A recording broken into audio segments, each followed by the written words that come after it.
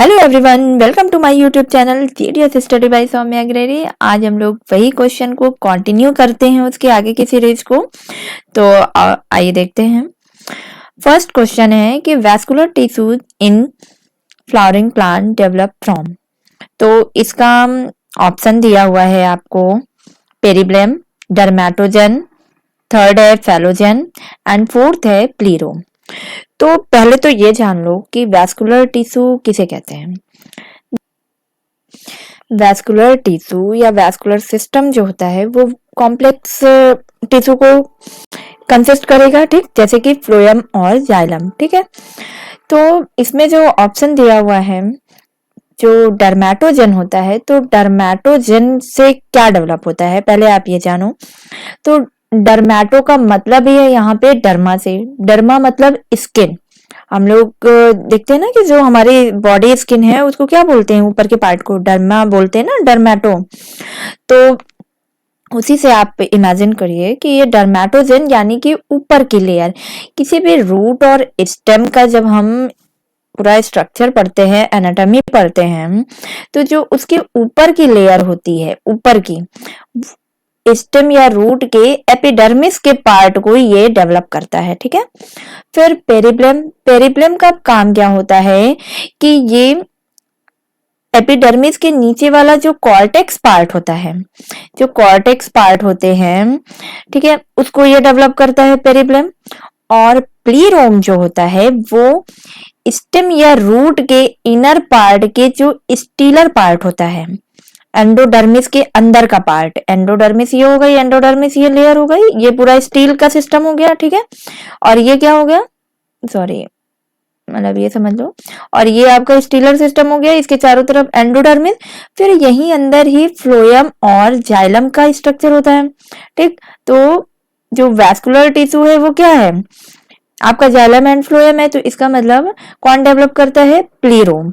कौन करता है, ये प्लीरोम इसको बनाएगा। और फेलोजन का मतलब होता है कोर कैम्बियम। तो इससे तो अभी कोई लेना देना नहीं है, बाकी आप इतना याद रखो। ठीक है, और सेकंड क्वेश्चन है, तो इसका सही आंसर क्या होगा, प्लीरोम होगा। ठीक है, इसका सही आंसर प्लीरोम होगा। और सेकंड क्वेश्चन है, the fleshy receptacles of syconus of fig encloses a number of. तो इसका first question berry, second mericarp, third achenes and fourth samara. तो फाइकस जिसे बोलते हैं, फाइकस के फ्रूट का जो स्ट्रक्चर होता है वो एक मतलब जग लाइक, मतलब फ्लास्क शेप्ड होता है। ठीक है, सॉरी ये थोड़ा छोटा बन गया। ठीक है, ऐसे करके होता है, बहुत बड़ा नहीं बन पा रहा है। और इस पार्ट को बोलते हैं पेडंकल, बोलते हैं पेडंकल। ठीक है, और इस वाले पार्ट को, ये जो खाने वाला पार्ट होता है, ये क्या, कौन सा पार्ट होता है, ये फ्लैशी थैलेमस पार्ट होता है। ठीक है, और इसी के अंदर ये फीमेल फ्लावर्स होते हैं। ठीक है, फीमेल फ्लावर्स जो कि छोटे छोटे एकीन्स यानी फ्रूटलेट्स प्रोवाइड कराता है। ठीक, छोटे छोटे, ये जो पार्ट है ये फ्लैशी थैलेमस पार्ट है, और अंदर ये फीमेल फ्लावर्स होते हैं, और ये एकीन छोटे छोटे फ्रूटलेट्स प्रोवाइड करते हैं या बनते हैं, प्रोड्यूस करते हैं। तो यही आपका साइकोनस का एग्जाम्पल हुआ। तो ये इसका क्या होगा, fleshy receptacle of syconus of fig encloses a number of achenes को ये इनक्लोज किया होता है। ठीक, अंदर एकीन्स होते हैं, छोटे छोटे फ्रूटलेट्स होते हैं। ओके, इसका क्वेश्चन आंसर एकीन्स होगा। एंड थर्ड है कि replum is present in the ovary of flowers of. इसका फर्स्ट है sunflower, second pea, third lemon, fourth mustard.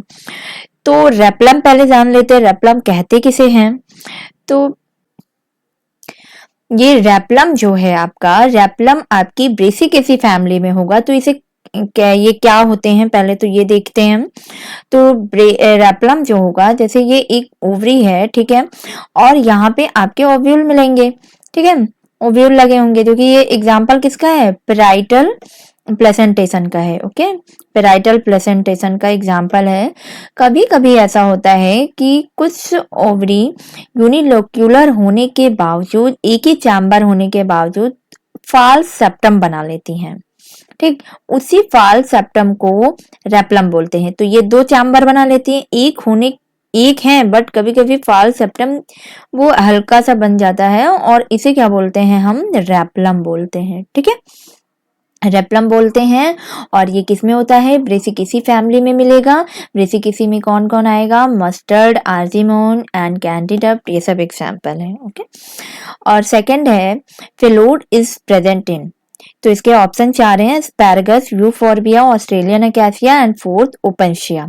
तो फिलोड आपने कहाँ पढ़ा था, ये किसका मॉडिफिकेशन, फिलोड आपका लीफी स्टेम का मॉडिफिकेशन होगा। अच्छा, फिल इसका ऑप्शन क्या होगा, ऑस्ट्रेलियन अकेसिया। ठीक, एक हम लोगों ने फिलोक्लेट पढ़ा था, तो फिलोक्लेट में क्या पढ़ा था कि वो स्टेम का मॉडिफिकेशन था, जो कि एरियल मॉडिफिकेशन ऑफ स्टेम में हम लोगों ने पढ़ा था। फिलोक्लेट ये आपकी पूरी की पूरी स्टेम ही क्या हो जाती है, क्या हो जाती है, पूरी कन्वर्ट हो जाती है। ठीक है, ये क्या रहा आपका, एकैसिया ओपेंशिया रहा। ठीक, और जब हम लोग क्लैडोड पढ़ते हैं तो इसी का छोटा सा पार्ट ही स्टेम का वो कन्वर्ट हो जाता है क्लैडोड में। ठीक, और यहाँ फिलोड है तो फिलोड ऑस्ट्रेलियन एकैसिया का होगा और ये लीफी स्टेम का मॉडिफिकेशन है।